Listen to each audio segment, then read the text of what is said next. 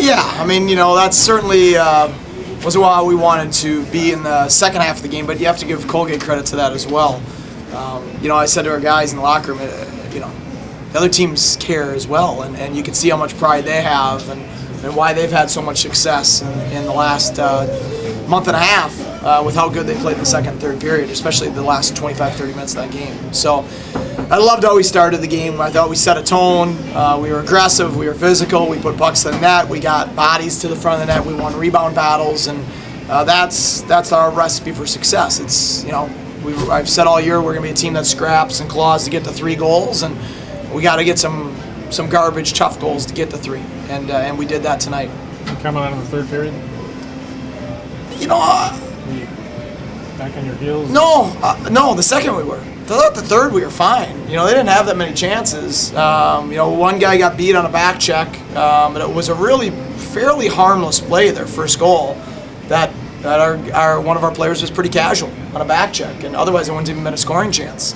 I thought Yorkie, battled his rebounds a little bit to give them some extra chances. But I didn't mind us in the third. They made a nice play in the power play, and they got a rebound goal. But I thought the second, the last 10 minutes of the second period, I thought that's where they started pushing back real well and put us on. I thought they had us on our heels more in the last 10 minutes of the second than they did in the third, even though they scored in the third. It's nice to get that last goal, though. When things were getting a little dicey there. Oh yeah, they were dicey, all right. And that's our team. It seems like, it feels like we've been in 35 one-goal games, and so I fully expected it to tighten up somehow or another.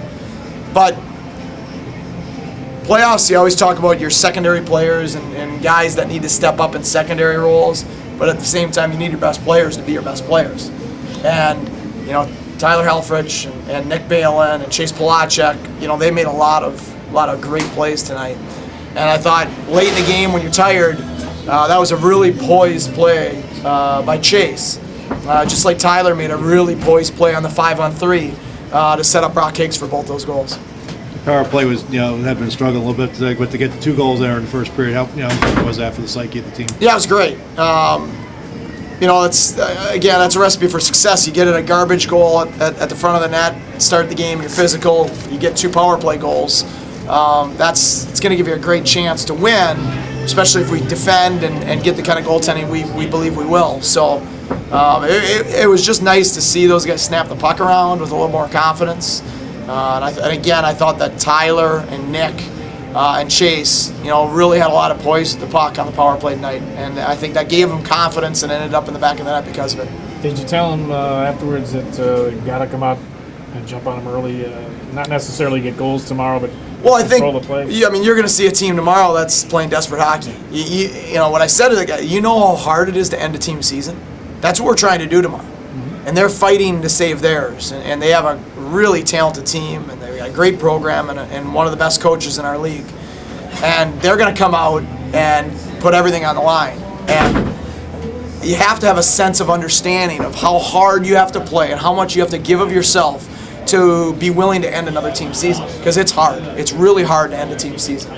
We have to be prepared for that tomorrow. Were you happy with the discipline? Because obviously Colgate lost their discipline there in the first period, especially when Foss took the penalty. It would have been 4-4, and then you end up getting a 5-3 out of it. Well, I just thought that we were very physical, and that led to maybe some retaliation. But yes, I was happy with our discipline. I thought the penalties we took were penalties of aggression.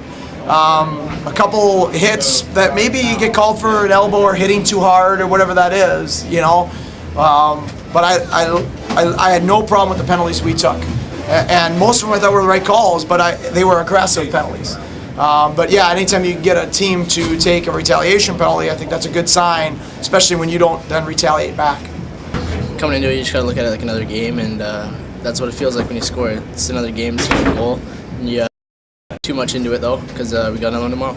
Brock, how important was that first period? You guys came out flying and really had Colgate on their heels. Oh, it was probably the most important thing in the game, to come out and set the tone early, show them what we mean. That's been our mentality all year, to come out and hit and bang and turn pucks over for them and get pucks to the net, and that's what we did the first period and really set the tone for the game. Got a little dicey there in the third period, but you got the goal that sealed the deal there. Just talk about it, being able to come back and seal clinch it right there.